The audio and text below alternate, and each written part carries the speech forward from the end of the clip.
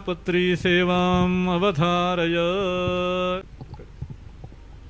અને ધર્માંશ શ્રી કૃષ્ણ દીક્ષાને પામે એવા જે બ્રાહ્મણ, ક્ષત્રિય અને વૈશ્ય એ ત્રણ વર્ણના અમારા સત્સંગી થયા હોય, આશ્રિત થયા હોય તો પણ કંઠને વિશે તુલસીની 2 વળી માળા ધારવી અને લાત, હૃદય અને 2 હાથ એ 4 ઠેકાણે ઉર્ધ્વપુંડ તિલક કરું.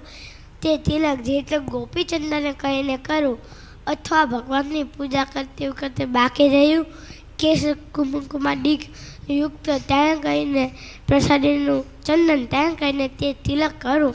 અને તે તિલકને મધ્યને વિશેષ ગોળ એવો ચાંદલો તે જે તે ગોપીચંદને કહીને કરો અથવા તે રાધિકાજીનું અને લક્ષ્મીજીનું પ્રસાદીનું કુમકુમ ત્યાં કહીને તે ચાંદલો કરવો.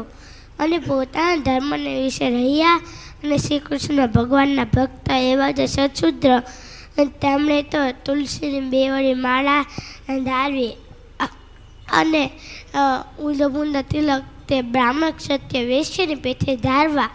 અને તે સત્શુદ્ર થકી બીજા જે જાતે કરીને ઉતરતા એવા જે ભક્તજન તેમણે તો ચંદનના ડીકની કાષ્ઠની જે 2 વળી માળા તે ધારવી અને લલાટને વિશે કેવળ ચાંદલો કરવો પણ તિલક ન કરવો.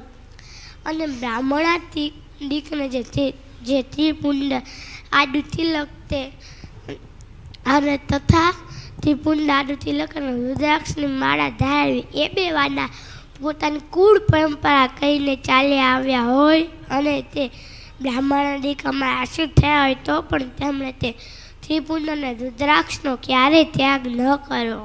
અને નારાયણ અને શિવજી એ 2નું એકાત્મપણું જાણવું કેમ જે વેદની છે 2નું બ્રહ્મરૂપે કહીને પ્રતિપાદન કર્યું છે. અને અમારા આશ્રિત એવા જે મનુષ્ય તેમને શાસ્ત્રે કહ્યું છે આપ ધર્મ તે અલ્પ આપતકાળને વિશે કહીને મુખ્યપણે કહીને ક્યારેય ગ્રહણ ન કરવો. ને અમારા સત્સંગની તેમણે સૂર્ય ઉગ્યાથી નિત્ય પ્રથમ જાગવું અને શ્રી કૃષ્ણ ભગવાનનું સ્મરણ કરીને પછી શૌચ વિધિ કરવા જવું. પછી એક સ્થાનક નીચે બેસીને દાંતણ કરવું. પછી એક પવિત્ર જળને વિશે કહીને સ્નાન કરીને પછી એક ધોયેલું વસ્ત્ર પહેરવું અને એક ઓઢવું. બોલો સહજાનંદ સ્વામી મહારાજ.